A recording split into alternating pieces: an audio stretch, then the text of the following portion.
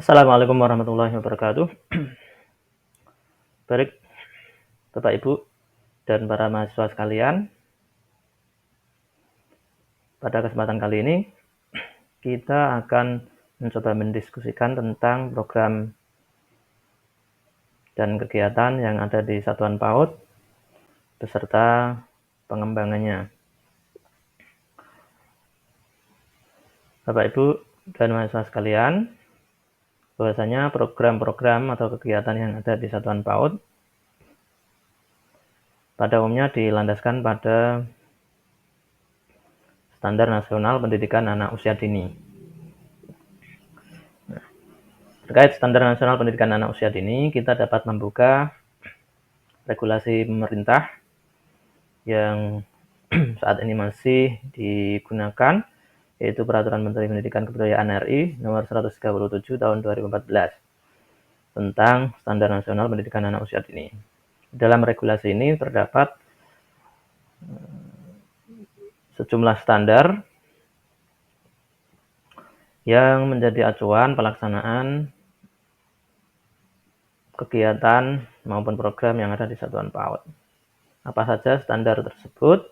Mulai dari STPPA, kita mengenalnya seperti itu singkatannya, standar tingkat pencapaian perkembangan anak, hingga standar pembiayaan. Maka dari itu, Bapak, Ibu, dan mahasiswa sekalian, masing-masing standar ini kita akan mencoba melihat seperti apa program dan kegiatan yang meliputi masing-masing standar tersebut. Nah, kemudian gambaran potensi pengembangannya seperti apa. Baik, yang pertama adalah standar tingkat pencapaian perkembangan anak. Di standar ini dikemukakan tahapan usia mulai dari 0 sampai dengan 6 tahun, yang kemudian digolongkan menjadi 3 tahap, mulai dari 0 sampai 2 tahun, 2 sampai 4 tahun, hingga 4 sampai 6 tahun. Di lampiran peraturan ini, lampiran 1 dapat dibuka Bapak Ibu dan mahasiswa sekalian. Di sana terdapat 6 lingkup perkembangan anak, mulai dari nilai agama dan moral hingga lingkup seni. 6 lingkup itulah yang menjadi bagian tidak terpisahkan dari STPPA. Nah, oleh sebab itu, setiap apa yang dilakukan di Satuan PAUD, khususnya dalam konteks ini adalah pembelajaran, maka ditekankan untuk melihat masing-masing lingkup perkembangan anak sebagai acuan pembelajaran, baik itu di TK kelompok A, TK kelompok B, maupun di kelompok bermain, bahkan hingga di satuan PAUD non formal seperti tempat pendidikan anak. Di lampiran 1 nanti Bapak Ibu bisa melihat ada butir-butir yang merepresentasikan masing-masing lingkup perkembangan. Dapat kita contohkan di sini. Untuk lingkup pertama adalah nilai agama dan moral. Nah, untuk nilai agama dan moral pada usia 0 sampai 2 tahun itu seperti apa, 2 sampai 4 tahun seperti apa, 4 sampai 6 tahun itu bagaimana gambarannya, itu dapat dilihat di lampiran 1. Setidaknya unsur-unsur yang dicantumkan di file utama ini diantaranya adalah hal-hal yang berkaitan dengan tugas perkembangan anak dalam mengenali nilai agama masing-masing. Kemudian mengerjakan ibadah sampai dengan nilai moral seperti jujur, penolong, sopan, dan sebagainya. Nah, dengan unsur-unsur yang ada di nilai agama dan moral seperti ini, maka kita dapat meraba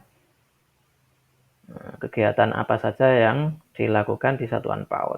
Kalau di sini katakanlah salah satu unsur yang dapat kita ambil mengerjakan ibadah, maka kegiatan yang ada di satuan PAUD tidak jauh-jauh dari bagaimana cara mengerjakan ibadah sesuai agama masing-masing. Kalau kita di agama Islam, bagaimana anak dilatih untuk mengambil air untuk wudhu, kemudian bagaimana cara sholat, bagaimana kemudian anak mengenali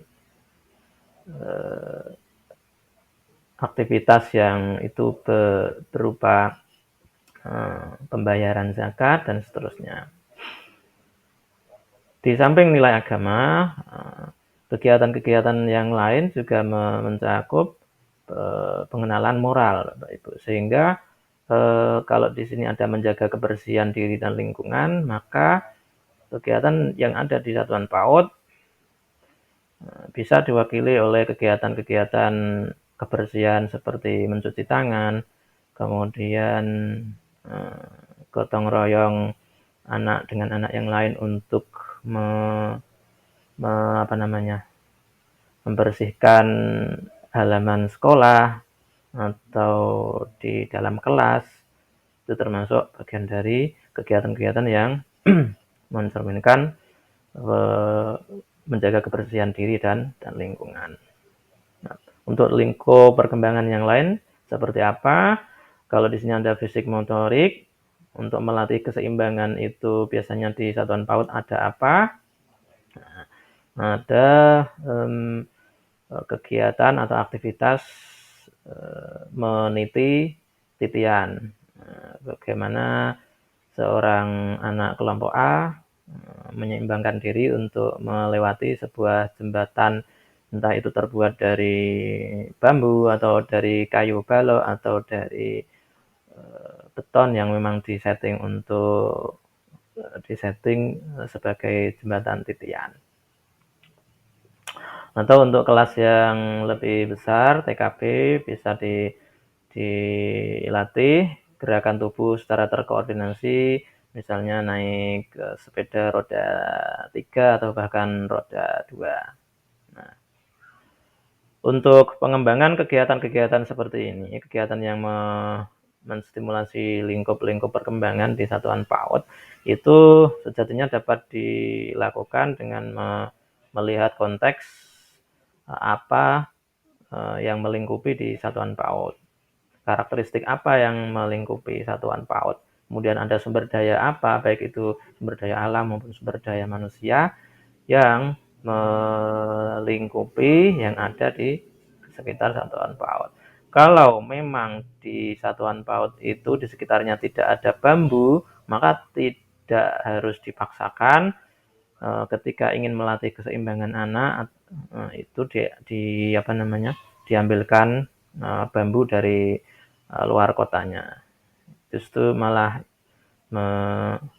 mengurangi efisiensi dan sebagainya. Ya, bisa memanfaatkan pepohonan yang lain yang itu dapat berpeluang untuk menjadi sarana atau wahana melatih keseimbangan anak. Pun demikian ketika melatih gerakan tubuh secara terkoordinasi tidak harus dengan sepeda, dengan sarana-sarana yang lain yang tujuannya esensinya adalah sama. Itu untuk standar tingkat pencapaian perkembangan anak, Bapak Ibu dan mahasiswa sekalian. Berikutnya adalah standar proses. Nah, untuk standar proses ini sebagaimana tertera di Permendikbud, bahwasanya di dalamnya terdapat proses-proses seperti perencanaan pembelajaran hingga pengawasan pembelajaran. Nah, kalau di satuan PAUD biasanya pada awal semester, baik itu semester gasal maupun semester genap, itu diawali dengan menyusun program semester. Nah, program semester ini dibuat untuk memudahkan penyusunan rencana mingguan hingga rencana pembelajaran harian. Bila tidak ada proses penyusunan prosem, nanti dimungkinkan dalam membuat RPPM dan RPPH itu akan seperti kalau orang berjalan itu tanpa ada tongkat penunjuk jalan. Nah, sehingga dengan disusunnya program semester atau prosem itu akan mempermudah guru dalam merencanakan kegiatan-kegiatan yang akan dilakukan selama 1 pekan atau selama 1 hari. Nah, untuk RPPH misalnya, jadi guru bisa memilih sesuai kondisi masing-masing, apakah dia akan membuat RPPH itu seminggu sekali untuk 6 atau 5 hari pembelajaran, atau sekarang membuat RPPH, besok pembelajaran. Bisa memilih seperti itu, mana yang paling memungkinkan untuk dilaksanakan.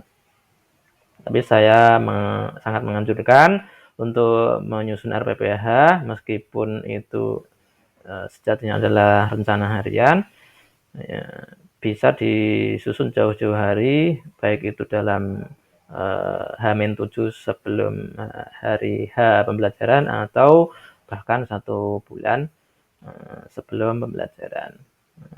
Untuk pengembangan yang dilakukan terkait perencanaan pembelajaran itu bisa misalnya kita mempunyai inisiatif untuk membuat format sendiri di luar format yang telah dicontohkan oleh dinas pendidikan atau pihak terkait. Misalnya ketika sekolah itu melihat bahwasanya formulasi yang ditampilkan oleh dinas pendidikan atau pihak terkait itu ternyata lebih susah untuk dipahami, lebih susah untuk diterjemahkan, maka tidak ada salahnya untuk menyusun ulang, membuat format sendiri, entah itu dalam bentuk tabel atau skema lain yang tidak bukan untuk mempermudah guru dalam menyiapkan pembelajaran harian maupun mingguan.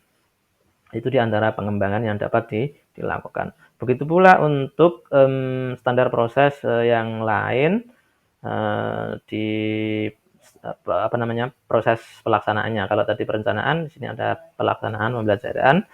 Kalau di sini ada pada umumnya di satuan PAUD itu ada kegiatan pembukaan, ada kegiatan inti dan kegiatan penutup. Nah, silakan sebagai guru yang ingin mengejar gelar profesional, saya kira tidaklah mungkin setiap harinya itu kegiatan pembukaan itu diawali dengan pembiasaan yang itu terus, tapi divariasikan dengan aktivitas lain yang memberi nuansa tersendiri dan menghadirkan motivasi tersendiri bagi anak untuk mengikuti kegiatan inti dan kegiatan berikutnya.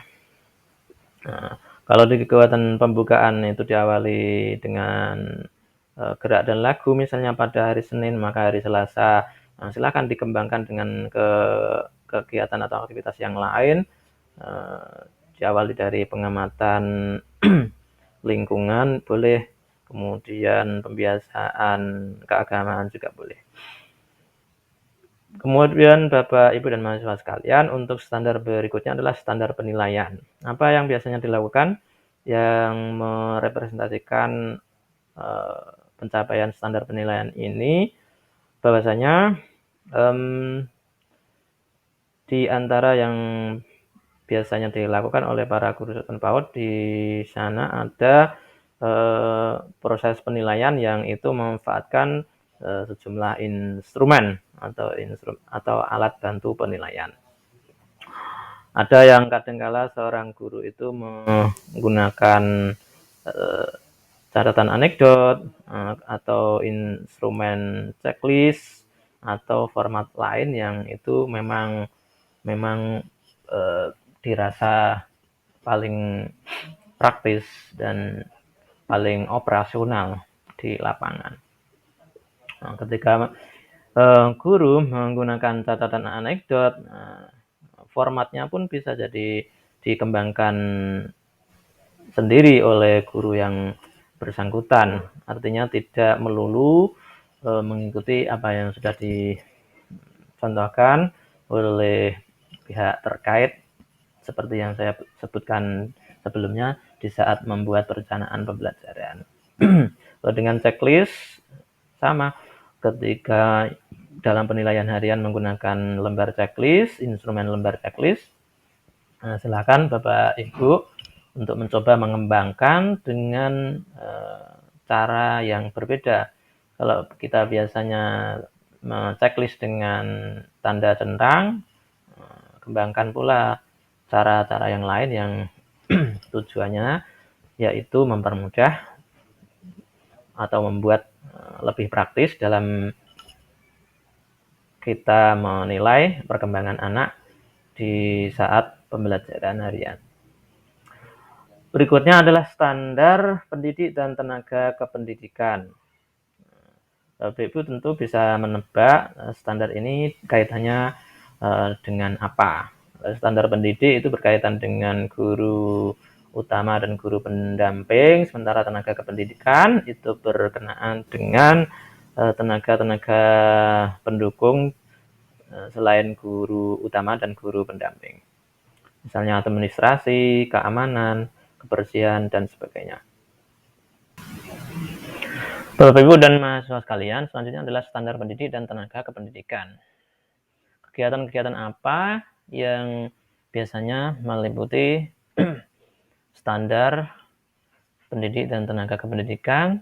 Di antaranya adalah kalau kita bisa melihat kualifikasi akademik guru PAUD itu di sini dibunyikan mesti memiliki ijazah D4 atau S1 dalam pendidikan anak usia dini, maka mau tidak mau seorang calon guru PAUD harus menempuh kuliah di prodi terkait selama sesuai waktu yang ditentukan.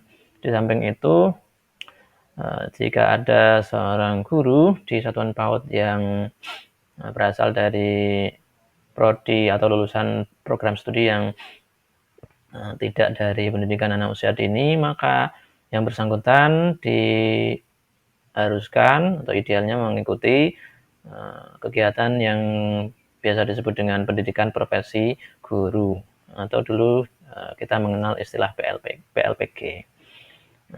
Kegiatan-kegiatan lain yang berkaitan dengan kualifikasi guru PAUD dan tenaga kependidikan biasanya adalah seminar, workshop, atau pelatihan yang tujuannya adalah menunjang kompetensi guru PAUD. Di mana kompetensi guru PAUD itu mencakup 4 kompetensi, mulai dari kompetensi pedagogik dan kepribadian hingga sosial dan profesional. Katakanlah di sini ada kompetensi pedagogik, kita ada butir di lampiran 2 peraturan menteri ini yang menyebutkan bahwasanya salah satu ciri guru yang mempunyai kompetensi pedagogik adalah dia punya kemampuan untuk mendeteksi kemungkinan kesulitan belajar anak, mendeteksi perkembangan anak, dan mendiagnosa kesehatan anak dan lain-lain. Sehingga kegiatan-kegiatan yang menunjang pencapaian kompetensi tersebut itu perlu dilakukan, baik itu sebelum betul-betul menjadi guru maupun di saat mereka atau kita sudah menjadi seorang guru PAUD. Berikutnya ada selain standar pendidik dan tenaga kependidikan, ada standar sarana dan prasarana. Nah, terkait hal ini, di antara yang dapat kita diskusikan di sini ada kegiatan-kegiatan yang berupa perawatan sarana dan prasarana satuan PAUD. Jadi guru sebagai bagian penuh di sebuah satuan PAUD itu tidak hanya fokus pada pembelajaran di kelas, tetapi dia juga harus jeli untuk mengamati misalnya berapakah ruang guru yang dibutuhkan ketika kita mempunyai guru sekian, kemudian apakah di satuan PAUD kita itu sudah mempunyai sarana prasarana yang bisa kita manfaatkan untuk menjaga keselamatan dan kesehatan anak, kemudian sanitasinya bagaimana, apakah permainan atau alat permainannya sudah standar nasional sebagaimana yang ditentukan.